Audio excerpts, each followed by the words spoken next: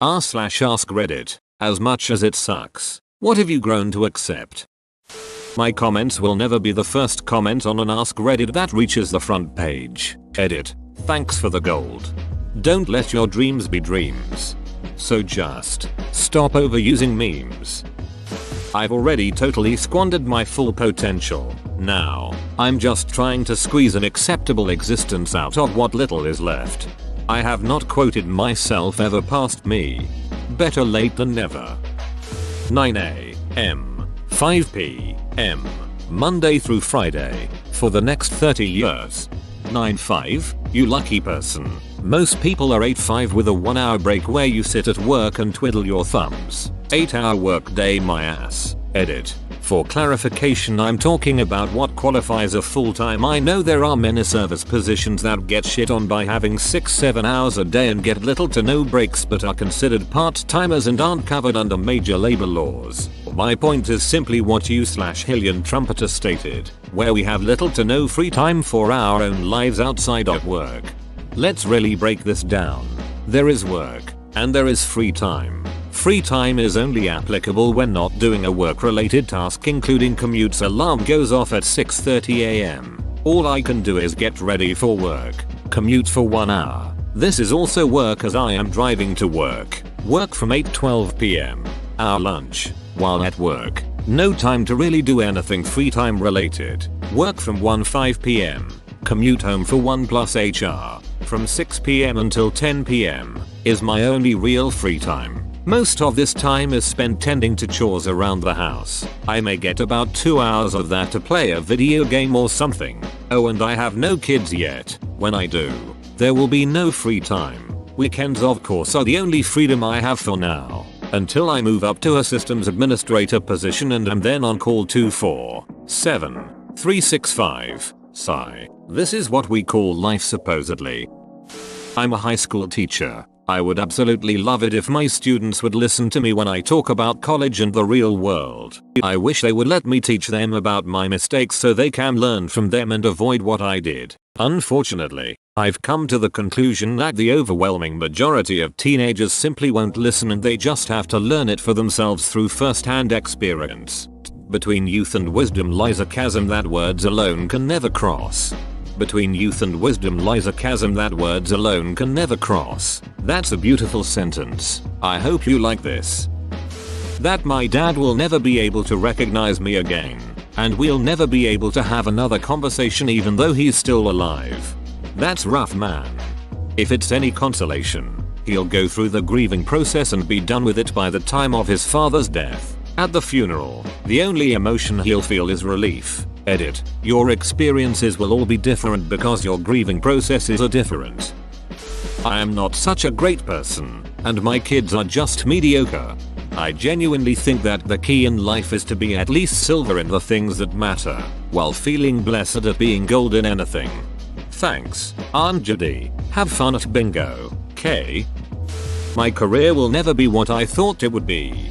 I'm 45, reached about as high as I can go in my career and I've gradually realized I hate it. Not my job, but my entire field. Also, I have a family now and I can no longer change careers or afford to lose any income. So I'm just riding it out till retirement and pretending I care. Edit. Man, I appreciate the massive upvotes, but how depressing is it that so many people can relate to me?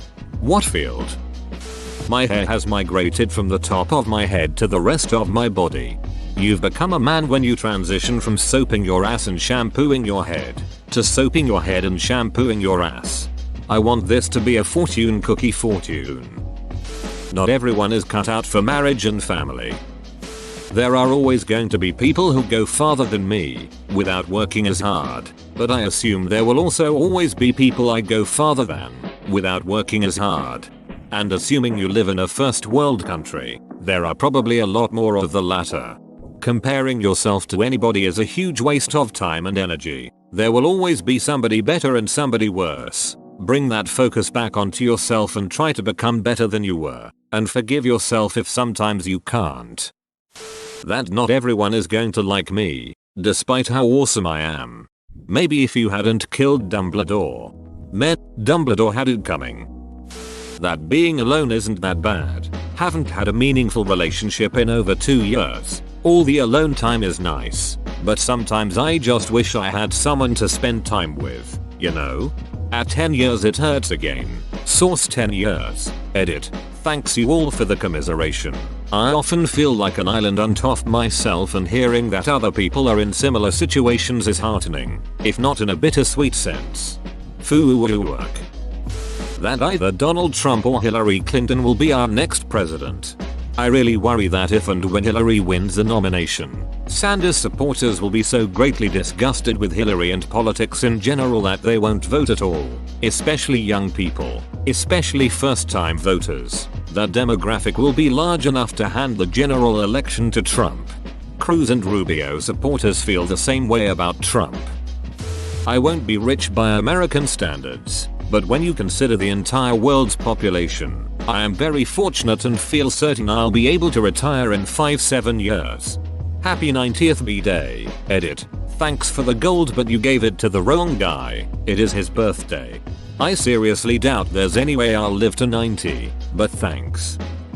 Not all people are good. Most are, but some simply are not. All saints have a past. All sinners have a future. Oscar Wilde. I have nothing to declare except war on Austria. Oscar Wilde. This thread is giving me anxiety. As much as it sucks, you're going to have to grow to accept it. I'm not going to live into old age. I survived cancer once and now it's just a ticking time bomb waiting to go off. I'm still hoping to beat the odds, however, as there are some things that humans are going to accomplish in the next 50 years or so that I'd like to be around to witness. No matter how much you love someone, they may never love you the same in return. How odd I can have all this inside me and to you it's just words. David Foster Wallace said it. Thanks for the gold, anonymous redditor. I saw the quote in another Ask Riddick topic earlier today and it stuck with me. My depression and anxiety is never going to fully go away, just subside for periods. I just have to learn how to cope instead of trying to cure myself. I've likened my anxiety to a mountain, or I guess a game of Donkey Kong. I'm going to go with the Donkey Kong reference right about now. So there's you, standing at the bottom of the building, and at the top, there's Donkey Kong who's representing your anxiety. Your anxiety has taken the feeling of normalcy away from you. That's the princess up there. Sometimes, you make it up without issue. But we're really ducking bad at Donkey Kong, so we often do get tripped over the barrels that are thrown down our way. Anxiety laughs at you for this one and you get scared. You don't want to even try because you think you'll just fail. So you don't. You avoid trying new things and get settled into a rut. But, unlike playing a video game where you can get mad and quit forever, this is real life. We shouldn't do that. So, instead, you have to keep playing, and, with enough practice, you really will get better. The barrels will always be there. Anxiety will always be throwing them down at you. But soon you'll be able to jump over them easily. You learn that hanging on the ladders can help you, and that getting help every once in a while isn't so bad. That there's no shame in that. And, of course, the princess never gets rescued permanently. There will always be a new princess to rescue. So you just keep going. But the feeling of satisfaction when you do rescue one, that's a feeling that will never go away. But, remember, there's no harm in stepping back and taking a bit of time for yourself. The problem won't go away, no, but you can still take a bit of time for yourself and then reapproach the problem with a clearer head. Edit. This got some attention, haha. Thanks everyone, and I really do hope that it helps, but please use your money elsewhere. Edit 2. My boyfriend pointed out that the girl you save in the original DK isn't a princess, just Mario's girlfriend. No one pointed that one out though, but I thought I'd mention it anyway. Also changed a part that people have had other issues with.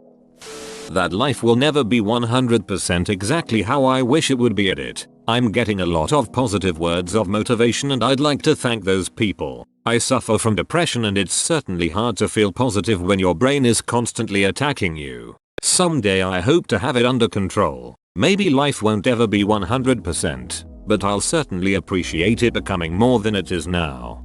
Currently settling for a solid 35%. That the pain will never stop. Almost 9 years ago, I had 30 titanium screws and a pair of rods implanted down the length of my spine to correct an abnormal curvature. It hurts. Not always a lot. Most of the time. There's just a dull ache. A memory of searing agony. A twinge that makes me wince when I stand up. Sometimes, the pain pretty much flattens me, and I can't really do anything other than lie down and chug some Advil. But even in the best possible moments, I can still feel the screws. Feel the scar tissue stretch and pull over metal and bone.